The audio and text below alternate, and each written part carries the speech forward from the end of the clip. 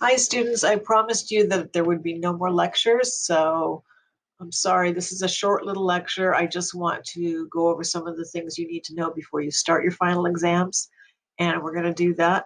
Before we do that, I just want to say thank you to everybody. You've been a great class, and I hope you enjoyed it. I hope it gave you a little more confidence about speaking, making those difficult sounds. I hope it also gave you more confidence about how to pronounce certain spellings of words. I hope so. Um, and just a quick advertisement commercial. If you are interested, I teach ESL 14B online next semester.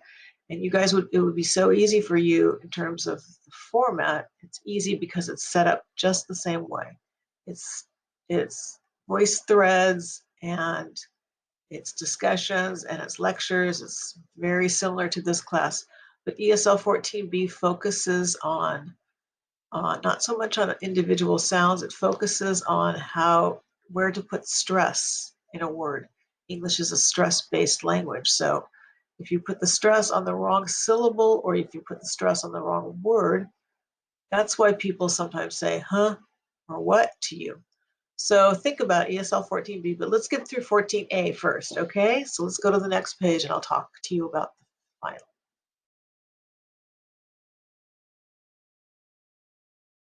So this is basically what you guys have for your study guide. It might look a little bit different than your current study guide.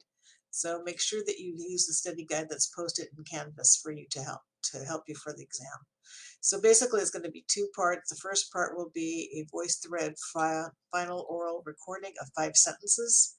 And you need to really practice those sentences. I'm going to be listening for specific sounds. You can't just go in there and just read the sentences. I'm going to be listening for things that we've studied in terms of sounds and where you put the stress in those sounds and everything that we've studied in the class, okay? So don't take it too lightly. Part 2, of course, will be a written final on rules, and there'll be some listening in there, and this shows you exactly what to study for that. You'll have 15 minutes to complete it, and I know you'll do well. So just hang in there with me. I want to say a little bit of a goodbye to you guys on the next slide. Thank you. I promise I won't keep you too long. I just wanted to say a quick goodbye and wish you good luck on your finals in this class and other classes.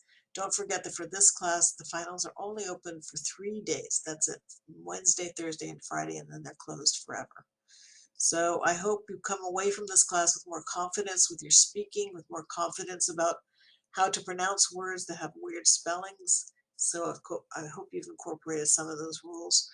And I hope that most of all that next year is a wonderful, safe, healthy, happy year for you and your family and your friends. And thank you for being such a great class. I've really enjoyed it. You were one of the largest 14A classes I've had, so thank you for that.